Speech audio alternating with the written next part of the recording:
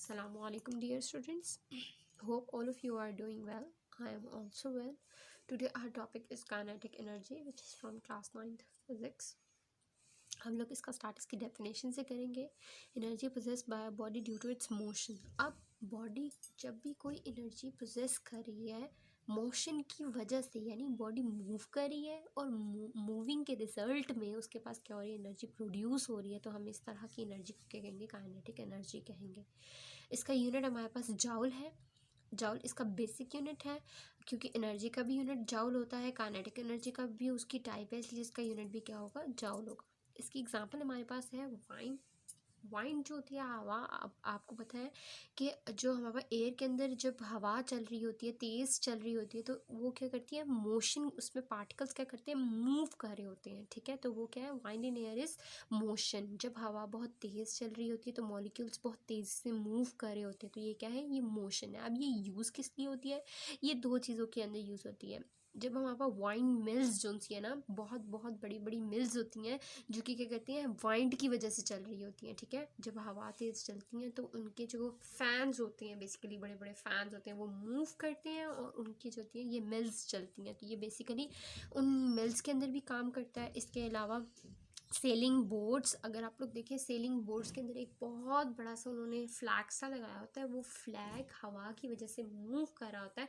जिस डायरेक्शन में हवा चल रही होती है, तेज़ मूव कर रही होती है, उसी डायरेक्शन में वो बोट क्या कर रही होती है, मूव कर रही होती है. इसके अलावा इसकी सेकेंड एग्जाम्पल है moving water carry would logs. अगर आपने देखा पानी के अंदर जैसे वुडन लॉग्स होते हैं बड़े बड़े, तो वो क्या करते हैं, पानी के मॉलिक्यूल्स जैसे जैसे मूव कर रहे होते हैं, तो वो जो वुडन लॉग होता है वो एक पॉइंट से दूसरे पॉइंट पे क्या कर रहा होता है, मूव कर रहा होता है. ठीक है, तो इसी तरह क्या होता है, मोशन की वजह से एनर्जी प्रोड्यूस हो रही है. तो इस तरह से वाटर भी जब मूव कर रहा होता है, इन रिजल्ट एनर्जी तो दे रहा है, और इन रिजल्ट क्या कर रहा है कि वो वुडन लॉग्स को एक पॉइंट से दूसरे पॉइंट पे लेके जा रहा है. अब इसके डेरिवेशन आ जाएगी. हमने डिराइव करना है कि काइनेटिक एनर्जी का क्या फॉर्मूला होता है और उसको किस तरह से डिराइव किया जाता है. तो फर्स्टली आपको पता है कि काइनेटिक एनर्जी है बॉडी की ड्यू टू इट्स मोशन. तो हम लोगों ने वर्क डन में भी यही पढ़ा था कि वर्क डन में फोर्स डिस्प्लेसमेंट, यानी फोर्स की वजह से बॉडी डिस्प्लेसमेंट कवर कर रही थी.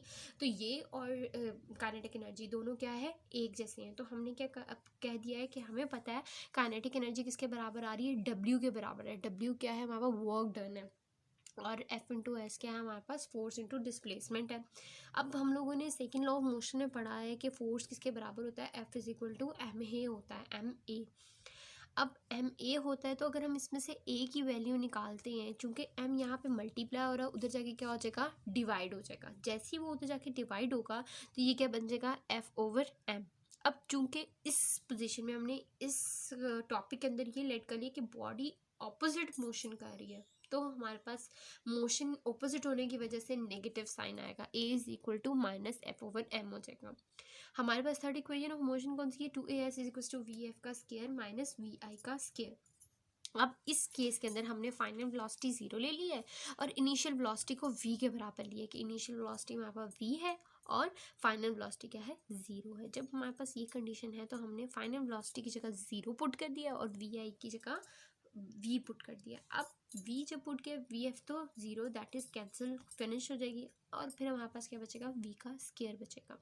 अब इसके अंदर हमने a की जगह में क्या पुट कर दिया है, ए की जगह में हमने क्या पुट कर दिया है, माइनस एफ ओवर एम यहाँ पे पुट कर दिया. ठीक है, ये कहाँ से आया है, माइनस एफ ओवर एम हमने यहाँ पे किया था A is equal to minus F over M, तो ये वाली पॉइंट हमने यहाँ पे पुट कर दिया. ठीक है, इसको हमने चूंकि 0 कर दिया था, तो ये हमारे पास क्या है, ये 0 है, और ये क्या बन गया है, v का स्केयर बन गया है. तो ये इक्वेशन यहाँ से ये बन गई है, 2 minus F over M S, चूँकि ये 0 ये ख़त्म, वी आई किसके बराबर है, v के बराबर है, ये पुट कर दिया, तो ये v का क्या हो गया, square.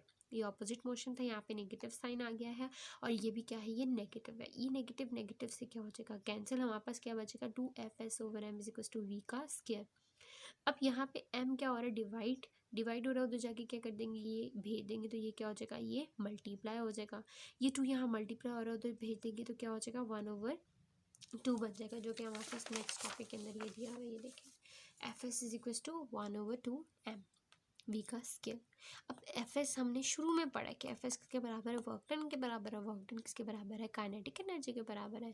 Hence kinetic energy is equal to half M V का स्केयर. ठीक है। और आपको इस तरह भी आ सकता है क्वेश्चन, जब भी आपको बोर्ड में आना हो तो ये क्वेश्चन इस तरह भी आ सकता है कि prove that kinetic energy is equal to work done and that is equal to half M V square. इस तरह से भी आ सकता है कि आपने प्रूव करने की काइनेटिक एनर्जी वर्क डन के बराबर है और work done half M V square के बराबर है। ठीक है, तो यहाँ पे हम लोग का टॉपिक होता है फिनिश। इसके अलावा आपको इस टॉपिक से रिलेटेड जो भी सवाल हो वो आप कमेंट में कर सकते हैं, और अपने जो भी टॉपिक समझना हो वो भी आप कमेंट में मेंशन कर सकते हैं। इंशाल्लाह हम लोग पूरी कोशिश करेंगे कि नेक्स्ट वीडियो टॉपिक्स पे बनाई जाए। तब तक के लिए आप अपना ख्याल रखें। मेरे वीडियो को, मेरे चैनल को आप लाइक करें, सब्सक्राइब करें, शेयर करें, ताकि हम इस तरह की और नॉलेज वाली वीडियोस बनाते रहें आपके लिए और आपकी हेल्प होती रहे। और तब तक के लिए अपना ख्याल रखें। अल्लाह हाफिज़।